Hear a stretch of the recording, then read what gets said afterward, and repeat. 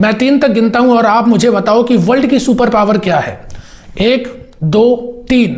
Super power word सुनते ही सबसे पहले आपके दिमाग में केवल एक चीज आई, वो है यूएसए। लेकिन यूएसए के पास ऐसा क्या है कि वो वर्ल्ड की सुपर पावर है? क्या डॉलर, उनकी आर्मी, उनकी टेक्नोलॉजी, उनके वेपन्स, ऐसा क्या उनके पास है जो सबसे पावरफुल उन्हें बना देता है? इन सब में से कुछ भी नहीं, बल्कि आइडियोलॉजी। आज हमारी सरकार जिस आइडियोलॉजी पे चलती है, डेमोक्रेसी, वो भी मॉडर्न वर्ल्ड में अमेरिका की देन है। यहाँ तक कि जो तुम ब्लू जीन्स पहनते हो उसमें भी अमेरिका का इन्फ्लुएंस है। तुम जो एमबीए की डिग्री करते हो, मास्टर्स की डिग्री करते हो, इंजीनियरिंग के पीछे भागते हो, उसमें भी अमेरिका का इन्फ्लुएंस है। हम जितने सारे प्लेटफॉर्म का आज यूज़ कर रहे हैं, इस प्लेटफॉर्म पर जिस पे तुम वीडियो देख रहे हो, ये भी अमेरिका का प्लेटफॉर्म है। मतलब कि तुम्हारी लाइफ के एक छोटे से छोटे डिसीजन से लेकर तुम्हारी देश की जो सरकार तक चल रही है उसके तक के डिसीजन से, और सरकार जिस प्रोसेस के थ्रू सेलेक्ट करी जा रही है, वो सारा कुछ सिस्टम अमेरिका का बनाया हुआ है। अब ये पूरे एक माया जाल को समझने के लिए जरूरी है कि तुम ग्लोबलाइजेशन को समझो। ग्लोबलाइजेशन का बड़ा साधारण सा मतलब ये बताया जाता है कि पूरी जो दुनिया है वो एक गांव जितने बराबर की हो चुकी है। जैसे कि दुनिया बहुत बड़ी थी, लेकिन अब दुनिया केवल इतनी बड़ी एक हो चुकी है, इसके अंदर पूरी दुनिया है। अब ये लोग आपस में कोऑर्डिनेट कर रहे हैं। आपस में कोऑर्डिनेट करेंगे तो ह्यूमन डेवलपमेंट बहुत जल्दी हो जाता है, बहुत अच्छा विकास इंसानों का होता है, और उससे इकोनॉमिक ग्रोथ भी अच्छी होती है। यानी कि पूरी दुनिया की तरक्की होगी तो इंसानों की तरक्की बेहतर हो जाएगी। ये ग्लोबलाइजेशन का बेसिक आइडिया था। लेकिन ग्लोबलाइजेशन का जो ठेकेदार है वो वेस्ट वर्ल्ड बन चुका है, और वेस्ट वर्ल्ड में भी जो यूरोपियन कंट्रीज हैं, यूरोपियन कंट्रीज की कोई अपनी खुद की पावर नहीं है, वो अमेरिका के दम पर चलते हैं।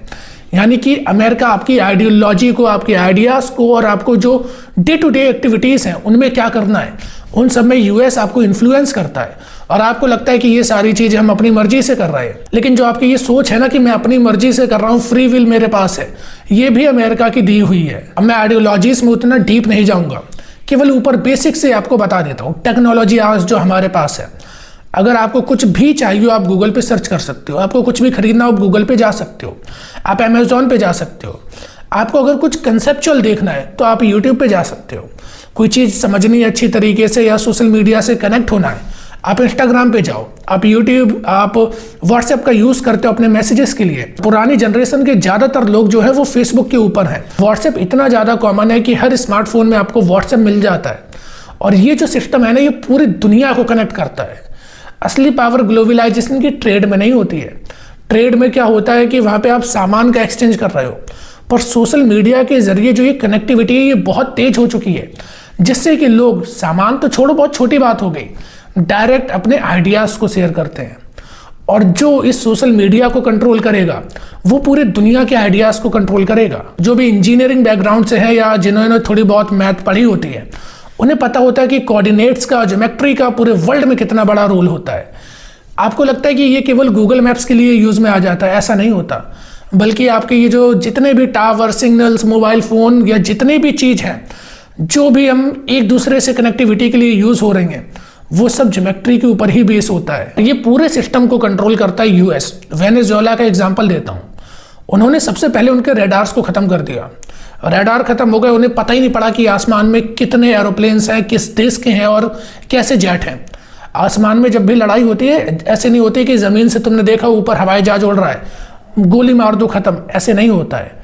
पूरे कोऑर्डिनेट सिग्नल्स के साथ में रेडार के जरिए ये पूरा मैकेनिकल वॉर होती है। और ये जितनी भी मैकेनिक्स की चीज़ें आ रही हैं, कंप्यूटर सिस्टम आपका माइक्रोसॉफ्ट विंडोज़ पे जो रन हो रहा है, वो कहाँ का? यूएस का। एक मेलवेयर सिस्टम डालेंगे, पूरा आपका बंद, पूरे देश की लाइट चुटकी बजाते गायब हो जाएगी। पूरे देश की आपकी आर्थिक जितनी भी सुविधा है, सोसाइटिकल जितनी भी चीज़ें गवर्नमेंट ने जो भी इंफ्रास्ट्रक्चर बना रखा है, सब एक चुटकी बजाते एक देश के, और आपके देश में सब खत्म। इतनी पावर आज यूएस रखता है अपने पास। और ये सारी चीज़ें आने के पीछे की एक वजह थी ग्लोबलाइजेशन, कि हम ये ट्रेड करेंगे, हम दुनिया का भला कर देंगे एक दूसरे के साथ ट्रेड करके। हम सोशल मीडिया को एक्सचेंज करेंगे, हम कल्चर को एक्सचेंज करेंगे, जिससे कि ह्यूमन की ग्रोथ फास्ट होगी। लेकिन एट द एंड जो उस ग्लोबलाइजेशन की डोर को कंट्रोल कर रहा था, उसने ही आपको उसी डोर से बांध दिया है। अब आप उसे क्रॉस करके बाहर नहीं जा सकते हो। मतलब कि एक कंट्री चाहे आपको आइसोलेट कर सकती है।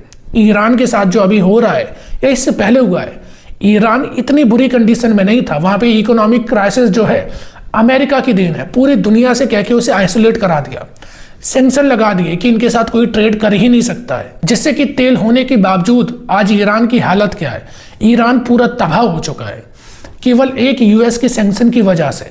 मतलब कि वो एक देश चाहे तो बाकी सबको अपने साथ ले करके एक देश को छोड़ सकता है, उसके साथ कोई ट्रेड नहीं करेगा, उसके साथ कोई रिलेशन नहीं रखेगा, जिसकी वजह से वो कंट्री बैकफुट पर आ जाएगी।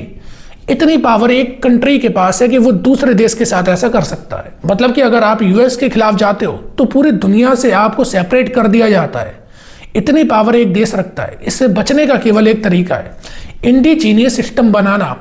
हम पहले देखते थे कि ओपन इकोनॉमी हो, मिक्स्ड इकोनॉमी हो, वो बेहतर होती है, वो आपकी इकोनॉमिक ग्रोथ के लिए बेहतर है, बिल्कुल है, लेकिन क्लोज्ड इकोनॉमी की इंटरनल सिक्योरिटी के लिए जरूरी है, आपकी सोवरेनिटी के लिए जरूरी है। एक देश में इतनी चीजें होनी चाहिए कि अगर बाहर का देश अपने सिस्टम को बंद भी कर दे तो भी आप कहो कि देखो जनाब हमारे पास भी है, तुम्हारे ऊपर हम डिपेंडेंट नहीं है। आज अगर यूएस सोशल मीडिया को बंद कर दे तो हम क्या कर पाएंगे? ये प्लेटफॉर्म पे जो मेरे अभी भाषण सुन रहे हो वो भी सुनने को नहीं मिलेंगे, और जितना भी हमारा सिस्टम चलता है सब बंद हो जाएगा, डॉलर नहीं होगा, बाहर से तुम ट्रेड नहीं कर पाओगे। इसीलिए जितना हो सके इंडिजीनियस टेक्नोलॉजी बनाने पर फोकस करना ही पड़ेगा।